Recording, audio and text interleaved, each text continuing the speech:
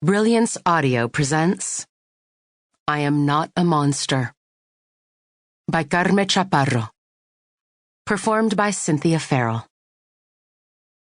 In American movies, there are always donuts. Right off the bat, the donuts reveal that this is a meeting of addicts. Alcoholics, cheaters, failures, something. When the camera pans around the room and shows pathetic faces, sad fluorescent lighting, and a smell of stale urine. Not that the odor percolates off the screen, but you can tell it's there. Acrid and nauseating. As if you were sticking your nose in a public urinal.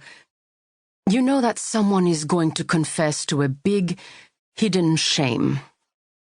But we're not in America.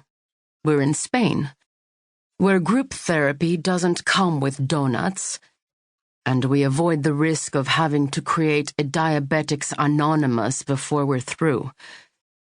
Here, if you end up in a self-help group, the tragedy plaguing you most likely looms so large that these meetings are your last-ditch alternative to suicide. This is the last thing you'll try before locking yourself in with a good bottle of whiskey and a fistful of pills your doctor says are going to help you overcome the trauma. But they don't. Everybody here today would rather be dead. Better dead than in this room. Better off even in hell, which is what some think they deserve, than here and now. Something has brought them here. A strange blend of guilt, pain, rage, and a will to survive. This is their only lease on life, because they all know they'd be better off dead. Just like me. But I don't know that yet. Not at this stage of the story. Let's look around. That man, for instance. That rotund, bald man, wearing a sweatshirt meant for a teenager and pants for a retiree, as if he were made of remnants of different people. He can't even open his eyes. How long since he stopped looking at things? How long has he been unable to put one foot in front of the other to get him somewhere he really wants to go, as opposed to letting the current carry him? How long since he took hold of anything? A glass of water, even. Because he truly wanted it. His brain saying, "You're thirsty."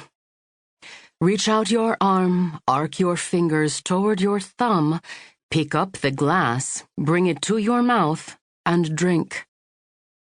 If we could get inside his head, we'd see that it's completely occupied, or unoccupied, by an immense emptiness, a chasm of sloshing waves, one after another. Sometimes a thought hangs suspended, like the eye of a hurricane. He doesn't know. He doesn't remember. Nothing is pulling at him. But that's just an illusion, those gentle winds and clear skies. The storm in which he's living never lets up. It was your fault. Your fault. You don't deserve to live.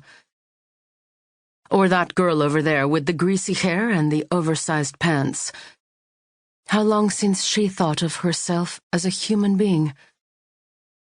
I see how she's gripping her purse so tightly that the blood stops flowing to her hands, as if this object were her only link to life, and if she let go of it, she'd fall irredeemably into the black hole she's trying to get out of.